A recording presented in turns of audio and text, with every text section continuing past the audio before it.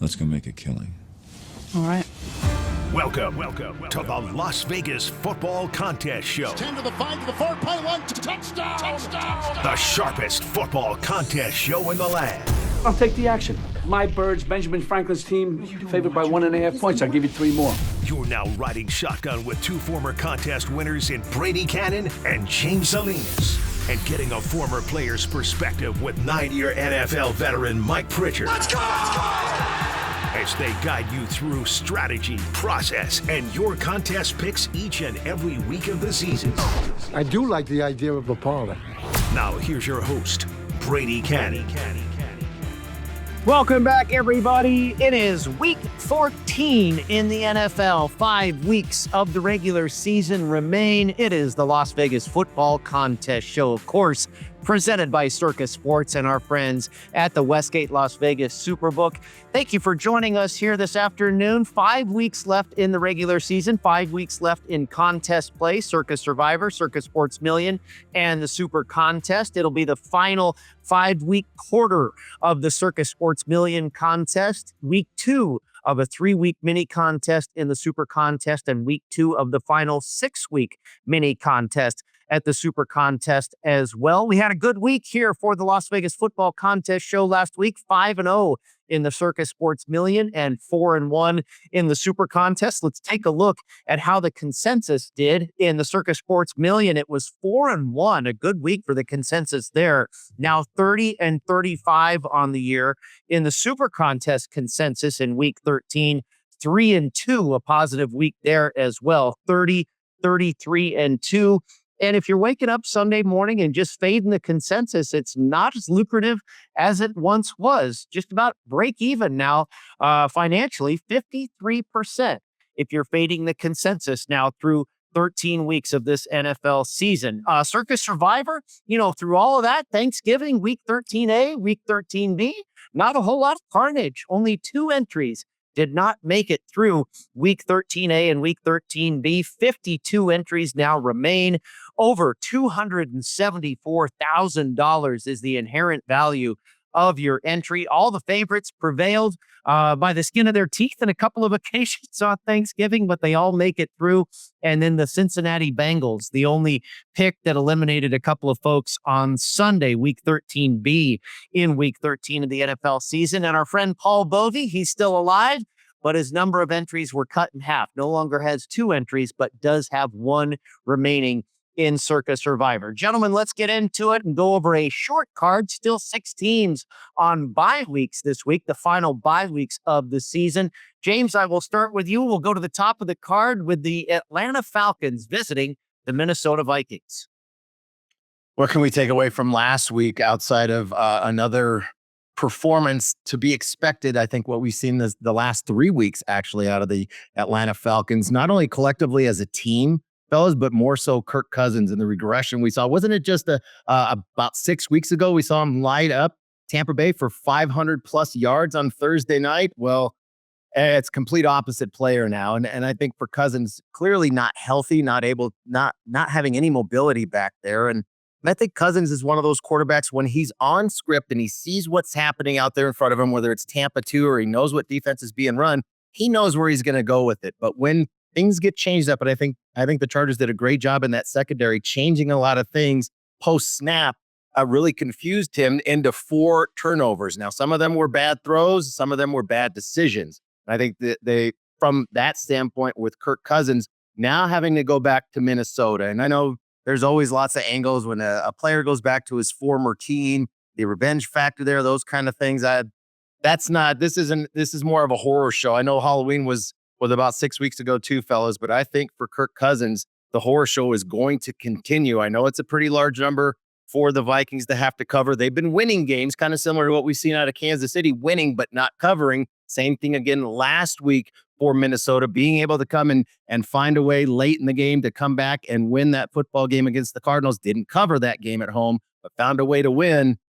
I just can't get on board with Atlanta here anymore, fellas, anymore for this season, seeing what we've had, not only from Kirk Cousins and the poor play the last few weeks, but ultimately that coaching staff, bad decision. They don't have a kicking game right now. I know their place kicker is banged up as well. Big number here. Tend to lay it with Minnesota. I definitely don't want to take it with the Falcons. Pritch, your former team. Yeah, they are my former team. There's so many angles in this one, James. I mean, it's interesting. Does he have an injury or, does he have an injury? Like, it's kind of funny because he's been missing kicks too. Yeah. Kirk Cousins, it is all about him too, I think. Atlanta, when you go through the numbers and you look at how offensively they're built, roster standpoint, I mean, there's a lot to be excited about. Kirk Cousins too, coming in there to kind of stabilize that. This guy has their top 5 passing team, top 5 passing offense when it comes to passing. Again, you got to factor in who they're playing and situations too.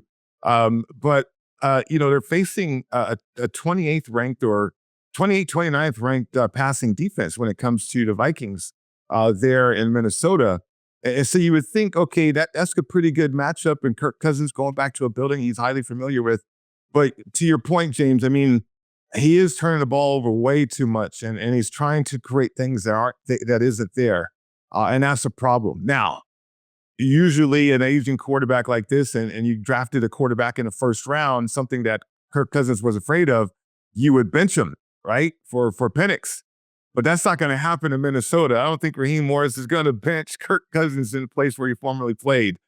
So I think they're going to ride through it and ride with him and see if they can get the job done. But yeah, it's a game that I probably would recommend staying away as well. I do, the Falcons are just that team that's so inconsistent and underachieving. It's hard to gauge them week in and week out.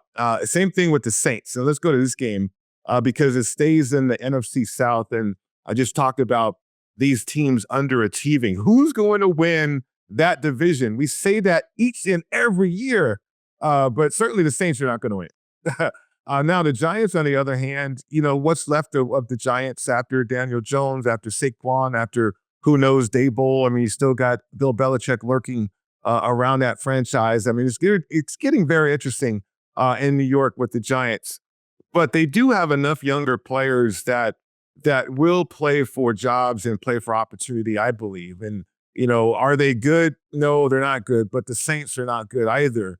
And I don't know what kind of effort we're going to get out of the Saints. It's Derek Carr leading the ship, Brady, and we're highly familiar with Derek Carr and the fact that he alienates himself more so.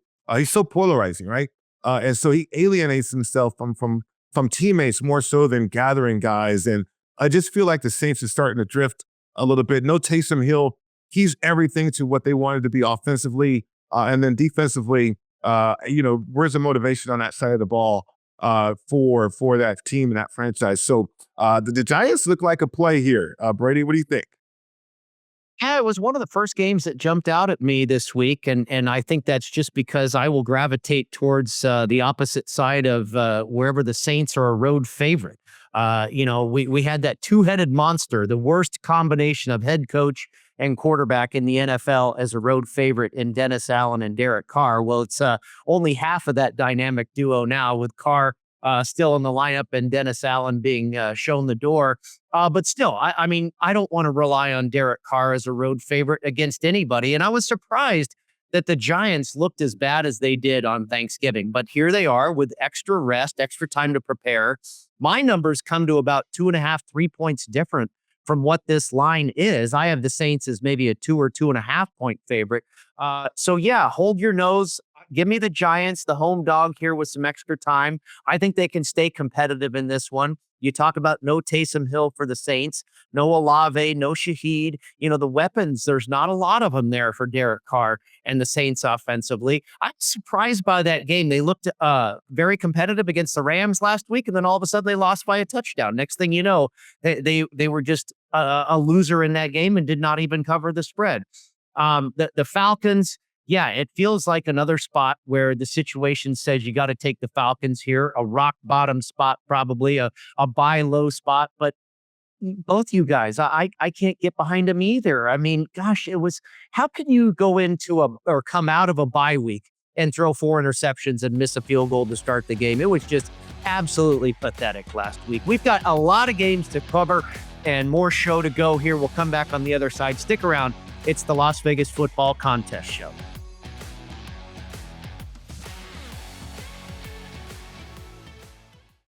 Steiner's, a Nevada-style pub, invites you to play the best keno and video poker in Las Vegas. Promos are how we roll, so make the most of your gaming dollars with ongoing promotions, daily free play, bonuses, and more. With a chance to win Knights, Raiders, Aviators tickets, and big money with all those jackpots. It's not only great gaming at Steiner's, it's the 24 awesome rotating draft beers and the best appetizers to match. Steiner's, the Nevada-style pub, with 3 locations across the Vegas Valley. Steiner's, I love this place.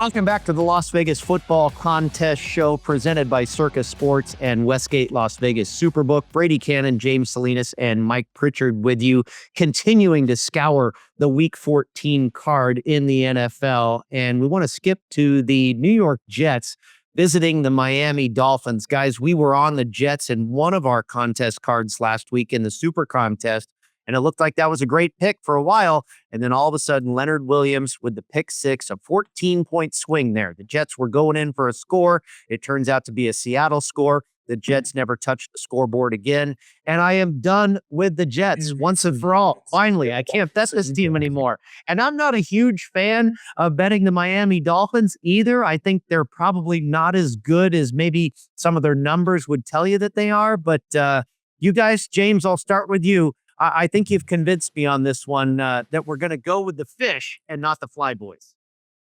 All right, Brady. So I think in your household on Sundays going forward, now the Jets is going to be a 4-letter word like it is in this household every Sunday. I'm totally done with the Jets as well. I hear you.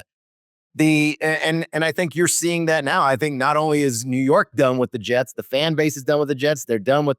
We've seen it. The front office is going to be looking for a new GM. They're going to be looking for a new head coach next year. I think they're also going to be looking for a new quarterback. And Aaron Rodgers has said as much, saying he doesn't really feel like.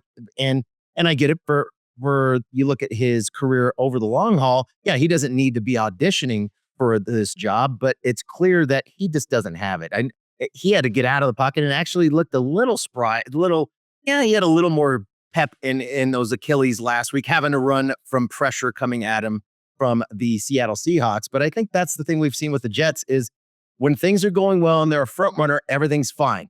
But when something happens, and the pick six, like you mentioned, from Leonard Williams last week for Seattle, completely flipped the game. Now, they still had the lead, did the Jets, but they were not able to recover. I think that's through a lack of leadership, a lack of coaching, from leadership from not only from the player's standpoint, but also from the lack of cohesion from the front office and the coaching staff, that when something bad happens, they're not able to recover because the leadership just isn't there in game during the game. And going forward here for the Dolphins, a lot of talk this week internally from that Dolphins defense, really dissatisfied with the narrative that they heard going into Thanksgiving, having to go into Green Bay in the cold. Hey, you're a warm weather team. You're not able to step up and compete when it gets cold. Well, they sure did. And they missed 20 tackles last week, Pritch, did the Miami Dolphins. A lot of chatter from that defense trying to hold themselves as players and as a collective unit accountable.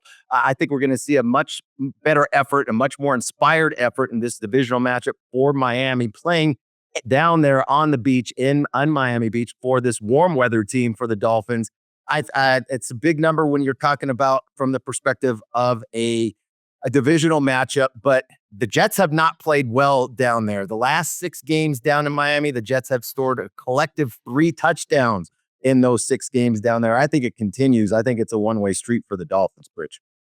Yeah, you know what, James? I mean, the Jets, they fell apart. The wheels fell off that thing a long time ago. Robert Saleh's gone, and the front office is going to be gutted. Even the owner, Woody, doesn't know what he's doing. And so that's a big problem, right? And so your players in the locker room, what do they have?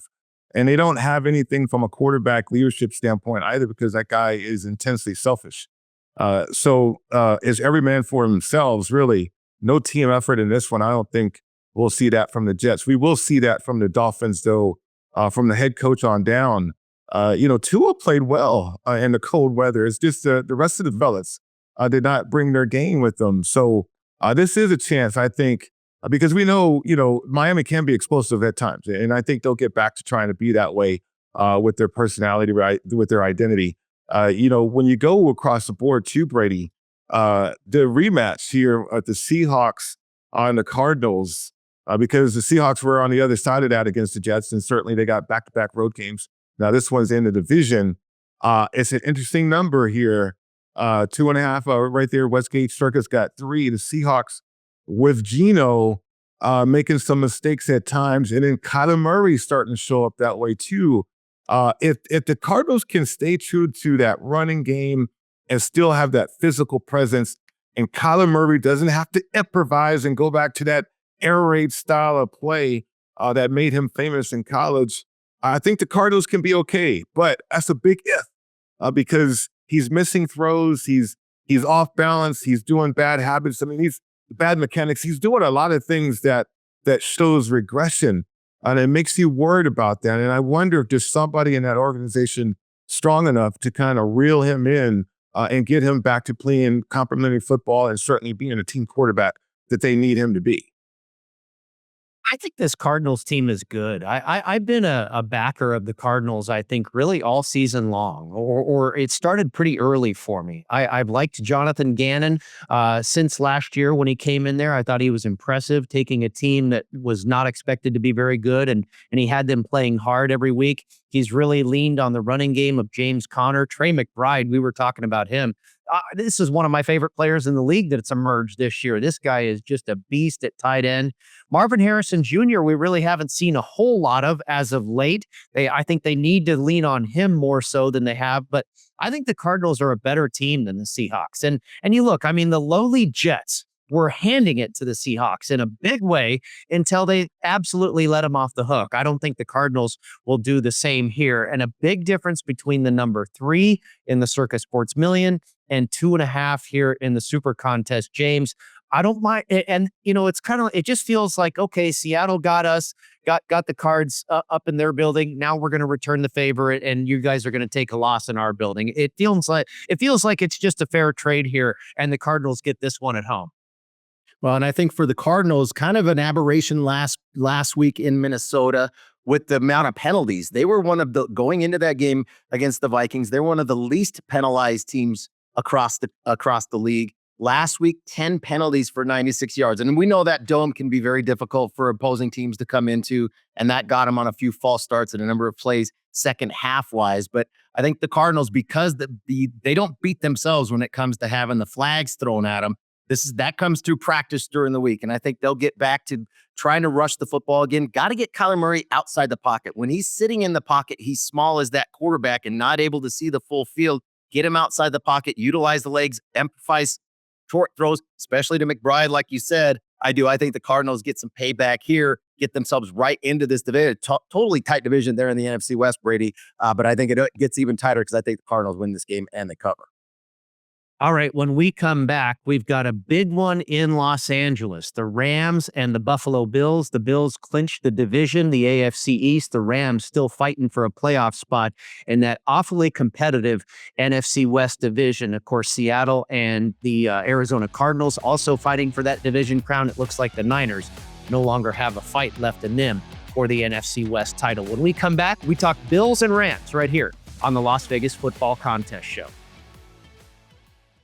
Looking for your next ultimate golf experience? Discover Valley High Golf Club, a tropical paradise on the Las Vegas Strip, featuring lush greenery, water features, Balinese tropical plants, white sand, and black volcanic rock, creating an enchanting atmosphere. Valley High creates a memorable golf experience for a typical foursome, a group celebrating a bachelor or bachelorette party, or your next corporate outing. It's award-winning golf on the Strip, Vegas style. Book your ultimate golf experience now at valleyhighgolfclub.com.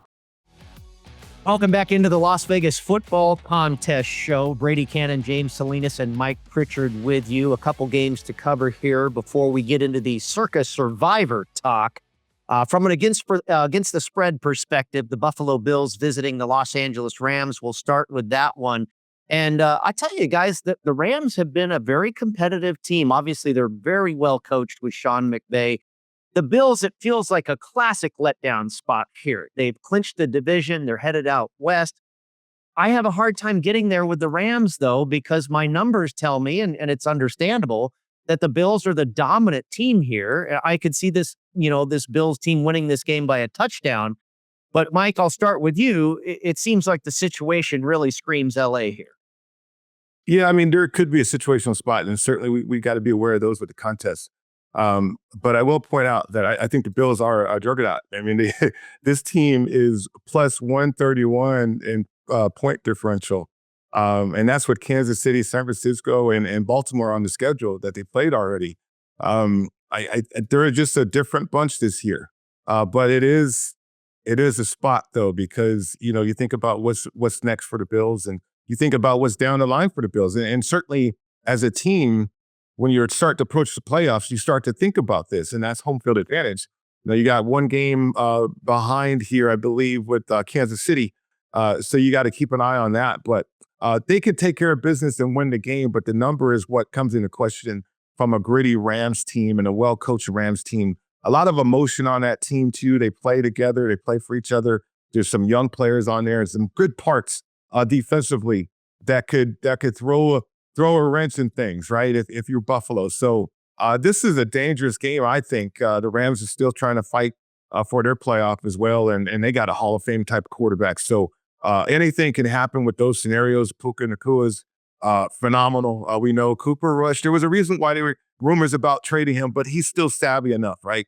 But I think they are young enough, James, to be cautioned to the wind a little bit with Buffalo, even though I think Buffalo is one of those better teams in the league this year.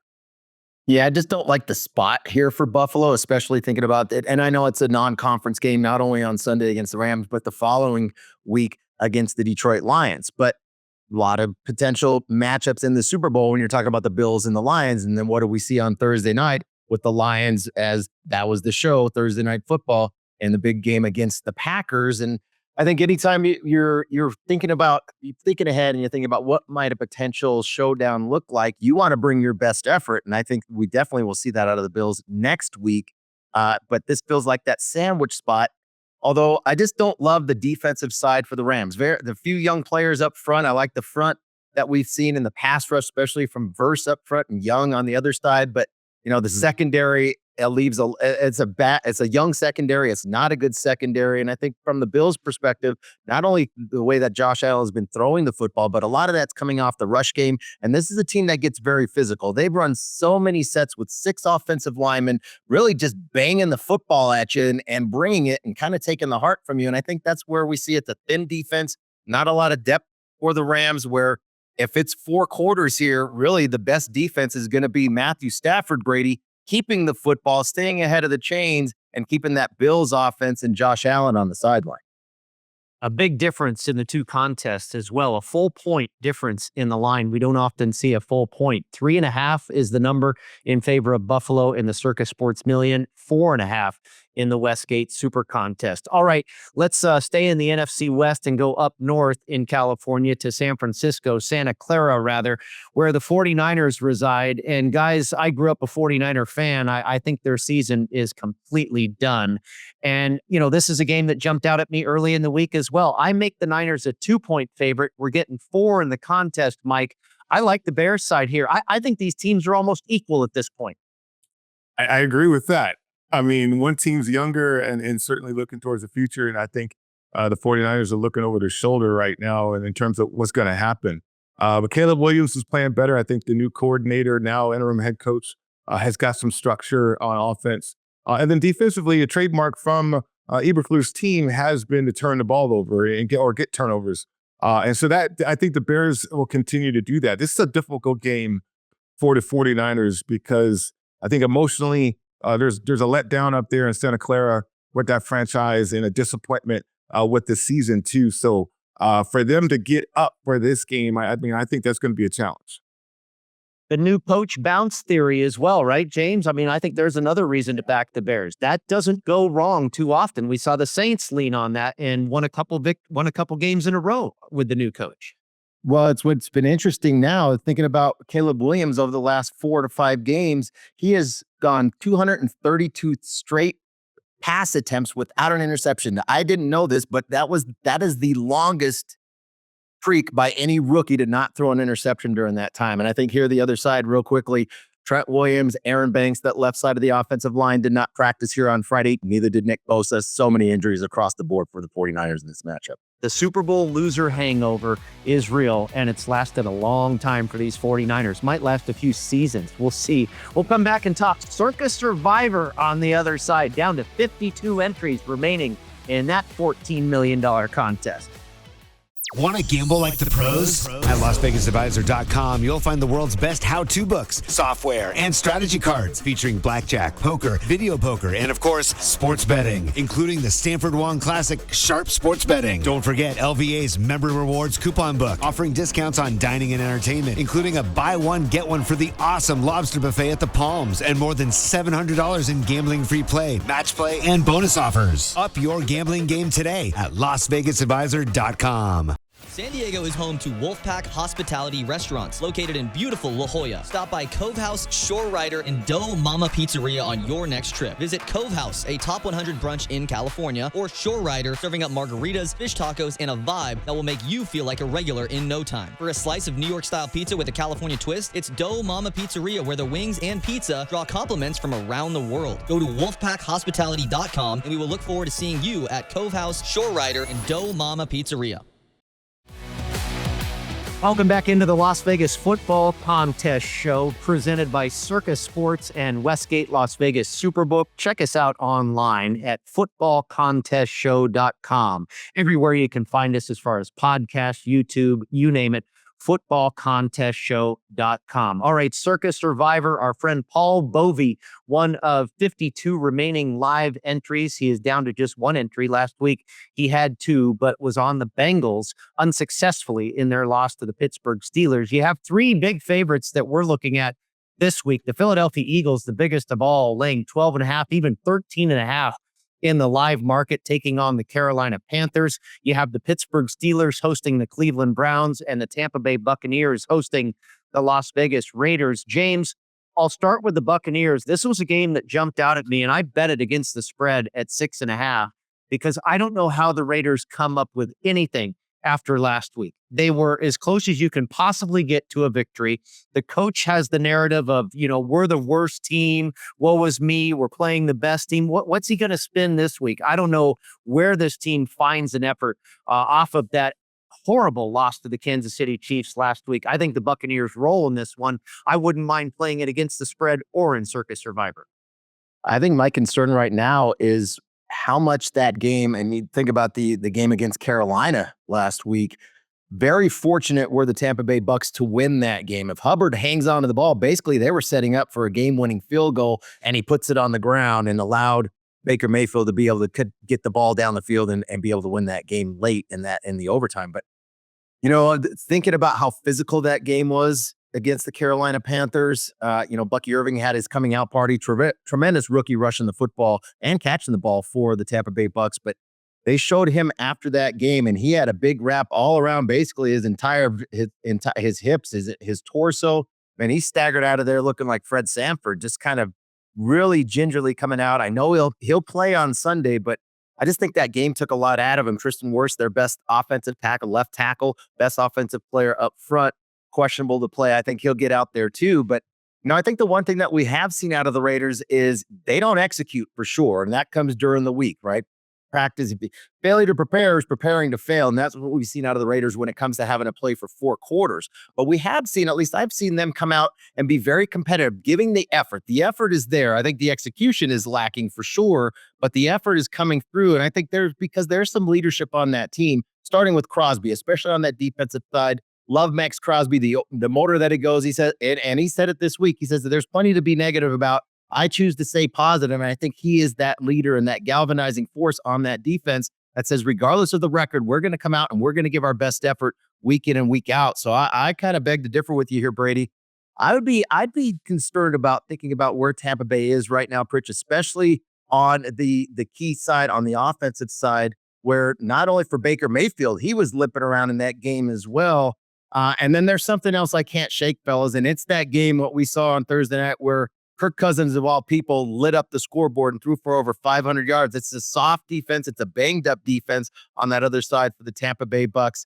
I think the effort will be for the Raiders. Can they cover that number at the 7? Yes. Can they win that game outright when it comes to Survivor? That'd be tricky. This would be a game that I would stay away from a Survivor perspective. is 14 million, right? And there's a lot of variables. I think from against the spread, Brady, you got some edges there, and from a solid play standpoint. But from a survivor standpoint, I'm looking at 14 million. It's like, man, all those injuries, like James alluded to and pointed out, and then just the recipe is there for disappointment. Like, if they don't get the running game going, if Mike Evans is banged up like he is and he can't make the full game, and then Baker is hobbled to offensive line. There's a guy on the other side that's a closer for the Raiders. And I mean, when I say closer, I mean wreck an entire line of scrimmage closer. And that's Max Crosby. So it's like that guy, I don't care who ordered the code red, and maybe you want to play for a quarterback, that guy is going to play to win the game. And that right there is something from a survivor standpoint that I would hit the pause button. But from against the spread, I mean, I think you got some good edges there, some good points, valid points. The Eagles are another big favorite too that I think would be popular for survivor. Now, the Eagles, they're in a different class than the Panthers. We know that, a different mindset. Jalen Hurts is playing with house money too, with all the weapons that he has around him, right? I mean, he's back at Alabama again as a starter. But this guy, no pressure. And then I think defensively, Vic Fangio has that team playing lights out too. So it's going to be difficult for the Panthers. The only thing about the Eagles is availability from a survivor standpoint, right? And so you wonder what that's going to look like and how that's going to shake out. But man, if you have them available, obviously, I mean, that would be the play. You would love for that to be the play, or for one of your plays. Hopefully you got several entries left, and that's putting you in a good spot. And then the other big favorite too, I mean, home favorite, when you look at it, Pittsburgh. Guys, I love Pittsburgh in an underdog role. I think people were trying to catch up to Pittsburgh from the get-go, because everybody was looking at that schedule and saying how difficult it was going to be. But as an underdog, I think Pittsburgh ATS I want to say they're undefeated ATS from that situation. Maybe I might be off by 1 or 2, but they are certainly a hard out as a dog. Right now as a heavy favorite. This is different, but they are healthy. They're getting everybody back.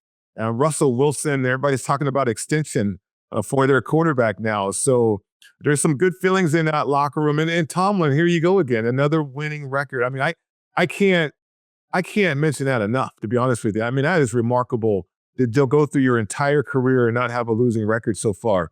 It's a testament to how he can push buttons and get people to execute it and perform the right way and at a high level. So I think a lot of momentum's on the Steelers side too. And if you have them available, if you're not worried about Christmas, then that could be a play for you as well there for Survivor. Brady, what do you think?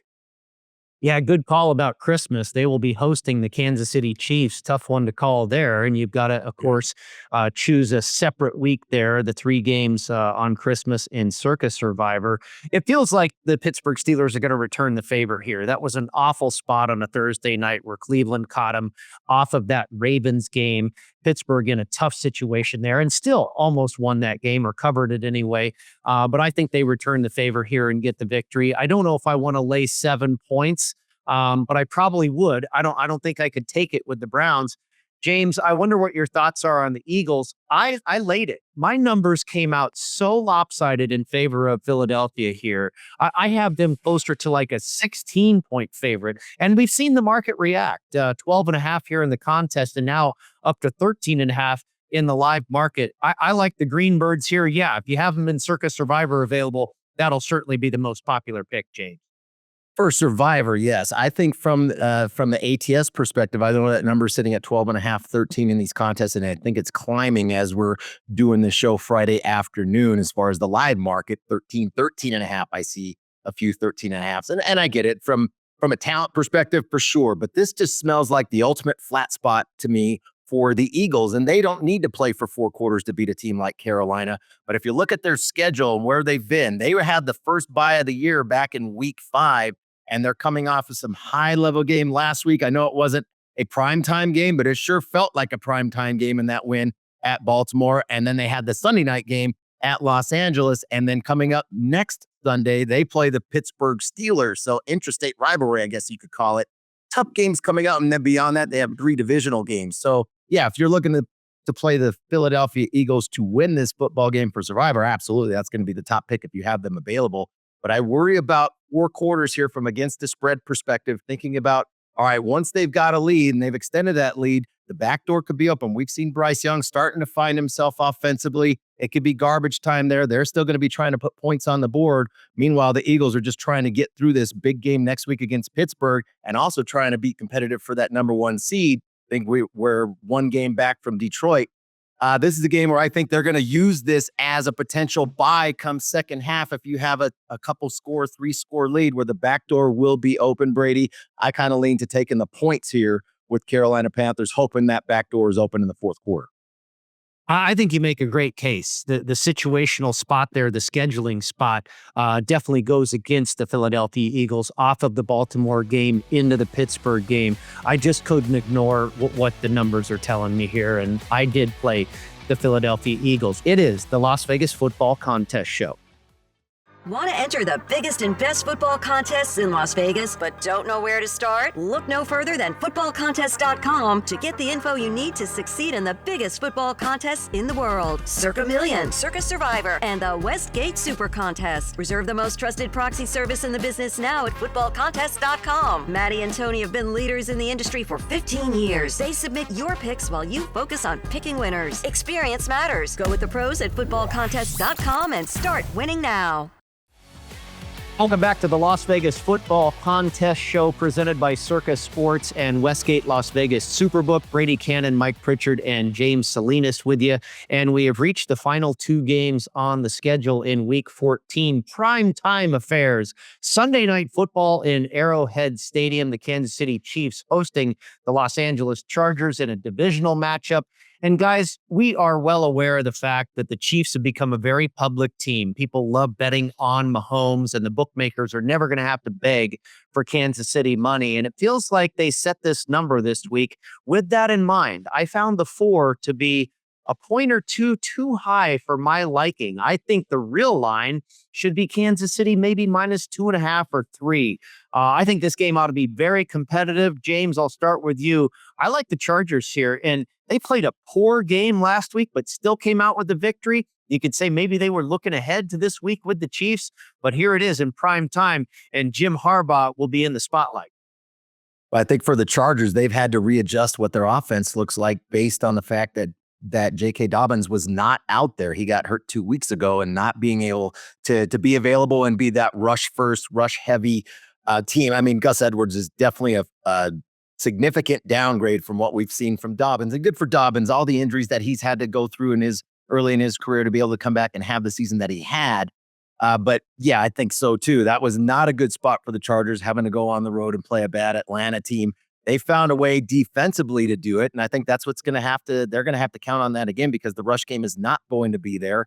But defensively for the Chargers, I think this is where they're going to be able to get after it, both with Mack and Bosa on the corners, being able to get after both of those tackles. We know with Jawan Taylor, they're forcing him to actually have to play up at the line of scrimmage at that right tackle position. Can't sit back in the backfield like he's done the last few years, and they've thrown some flags on him. And there's been an emphasis over this year and from last year into this year as far as these tackles being closer to the line of scrimmage. And then the other side, the left tackle position has just been a complete wreck for the Kansas City Chiefs all season long. Now they're bringing in DJ Humphries to come in and play left tackle. Hasn't played since tearing up his knee last year with the Cardinals. What are we going to see out of him in this Sunday night football game? This just smells like an underplay to me here, but taking the 4, anytime you like the under, usually that kind of correlates Pritch to taking the underdog and taking the 4 with the Chargers, who haven't played well and have lost 6 straight to the Chiefs, but they've been very competitive. And I think in the case here, like Brady was saying, Pritch, the fact that, the Chiefs find ways to win, but they don't cover. I think we see the same thing again here in this divisional matchup on Sunday night.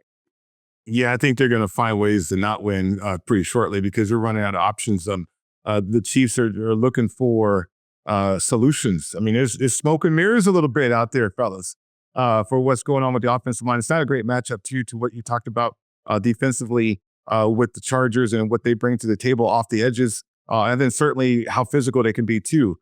So if the Chiefs want to matriculate and try to run the football, use play action, the matchup game does not favor the Chiefs now. I mean, it favors them from a quarterback standpoint, but not totally as a team. And I think the Chargers are ready for that challenge. Now, offensively, to what James was saying earlier, you're spot on. I mean, when you lose a key player to what you are, what your identity is and what you do, it's going to take some time to adjust to that. You think about what they had, under 20 carries, under 60 yards rushing the football against Atlanta. So they were out of character. Whereas now they're another week removed from that. So a good coach team, a well-coached team will come up with solutions and try to figure out how to settle the team down offensively. They can do that. They might beat the Chiefs, to be honest with you guys. I love this game. I love this matchup for the Chargers.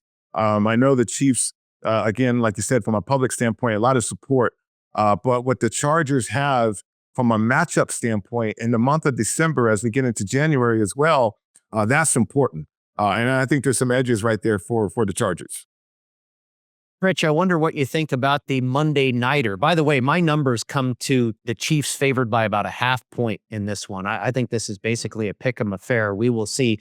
We all like the Chargers here on Sunday night. On Monday night, this one reminds me of the New Orleans Saints. We don't like them in the role of road favorite. I'm not so sure about the Cincinnati Bengals in the role of road favorite, Mike. Yeah, the Bengals have been disjointed all year.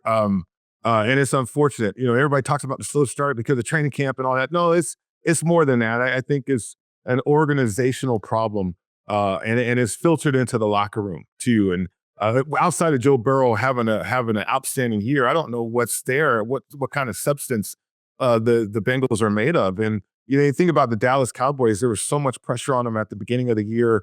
That pressure is gone. The only thing is, they got the victory at home on Thanksgiving. And that's it.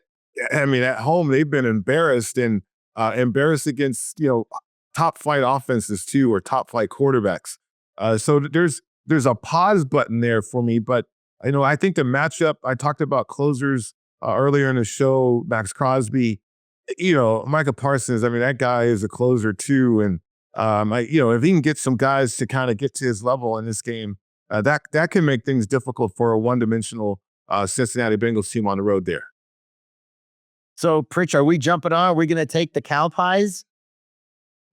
Prime time at home. They've been brutal, right? They've been broody at home. They won on Thanksgiving against the Giants. But what we've seen over not only this year, but last year, it's been a struggle. But I don't want anything to do with the Cincinnati Bengals. I can't believe that number is where it's sitting, 5.5 and 6 in these contests. The fact that thinking about where the Bengals are right now, fellas, and they're a lot of talk about, we're going to see, because they know the season's over. They're not getting to the playoff. Had a lot of heartbreaking losses. Defensively has been the issue. But I think the other piece is that offensive line is really an issue right now for the Bengals. It's a one-dimensional football team. I think they really missed Joe Mixon and kind of the dog, the alpha that he would bring to that offense when it came to rushing the football, fellas. And I can get on board. I can say, we can take Dallas here in this primetime spot as that dog rather than that favorite. It's a completely different team in this matchup against the Cincinnati Bengals. We'll Brady see if we is have hold your nose company. time. Yeah, I was going to say, we'll see if people have the guts to get on board with the Cowboys in the contest here. It certainly is an ugly dog. But, Monday night can be a great time to jump on a team that nobody wants any part of, because it can be, like we say, it could be their Super Bowl. This is their chance, prime time. Let's show the world. And, they've got a lot of pride. That typically is a very good home field advantage. One of the stronger ones in the NFL. Hasn't worked out this year for the guys that wear stars on their helmets. But, and it's interesting here if it'll be a popular play in the contest as well, because Circa is hanging a 6. The number in the Super Contest is 5.5, which is what the live market is currently dealing. So you could have a lot of people lining up on the Cowboys in the Circa Sports Million contest. We've got one segment to go. We will release all of our picks. And don't forget, of course, our Dom DeMarco's Pizza Money Prop Play of the Week when we return on the Las Vegas Football Contest Show. We'll be right back. When the football contest crew isn't busy dominating the field and making plays that leave opponents in the dust, they're doing something just as exciting. They're playing My Vegas Slots. It's a top-ranked, free-to-play mobile app that lets you earn valuable real-world rewards from amazing partners like MGM Grand, Bellagio, and Norwegian Cruise Line. You can score hotel stays, great meals, show tickets, and more just for playing. Download My Vegas Slots today from your favorite app store. And if you're anything like Brady, James, and Mike, we know you're going to love it. That's a winning play you won't want to miss. Welcome back into the Las Vegas Football Contest show presented by our friends at Circa Sports and Westgate Las Vegas Superbook. Brady Cannon, James Salinas, and Mike Pritchard with you. It is time to reveal our contest selections, and I will start with the Westgate SuperContest, where we are going to go with the New York Football Giants catching 5 points at home with the visiting New Orleans Saints in town. We're going to take the Chicago Bears getting 4 points at San Francisco with a new coach in hand. They're running the show in Chicago. We're going to go with the Chargers on the road as a 4-point underdog at the Chiefs. We'll take the Dolphins, a favorite here at home, over the New York Jets, laying 6 points in the Super Contest. And then the Arizona Cardinals laying the key number of just 2.5 in the Super Contest. We'll take them at home to get it done over the Seattle Seahawks. In the Circa Sports Million contest, this is week 1 of the final quarterly section of the season, if you will. It's a 5-week quarter. 150,000, I believe, is what is awarded for first place in the Circa quarterly prizes. This will be, again, the final quarter. We went with almost the same picks. We took the Giants plus 4.5, a little bit different number there. Took the Bears and the Chargers both at the same number, getting 4 points. We laid 5.5 rather than 6 with the Miami Dolphins. And then we took the Cowboys, the Monday Nighter, getting all 6 points here in the Circa Sports Million, as opposed to just 5.5 in the Super Contest. And then our Don DeMarco's Pizza Money prop play of the week. Go check these guys out in the Summerlin area. Tremendous restaurant, tremendous Italian food and pizza. And we've been doing really well with our Don DeMarco's Pizza Money plays. We took an under last week and it got there by the hook. The Green Bay and Miami game on Thanksgiving.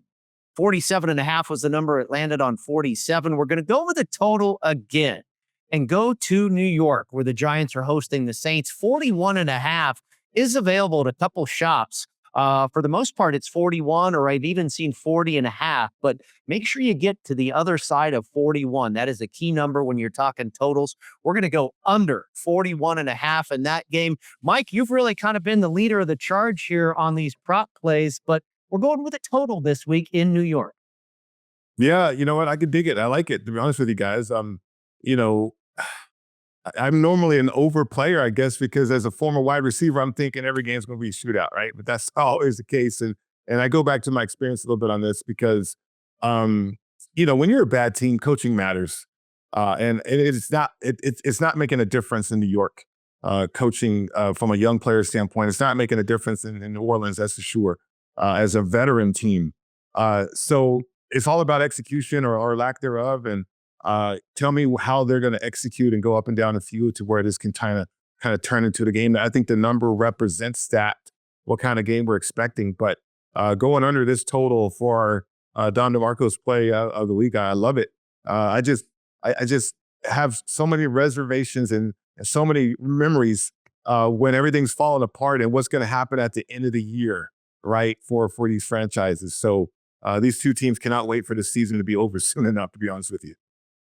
Well, Pritch, and I'd look at who's going to score. I'm typically the under player. So, yeah, I've got my thumbprint on this game, 41.5, that under. And it's a key number when we're talking about totals at 41. So we'll definitely take that hook.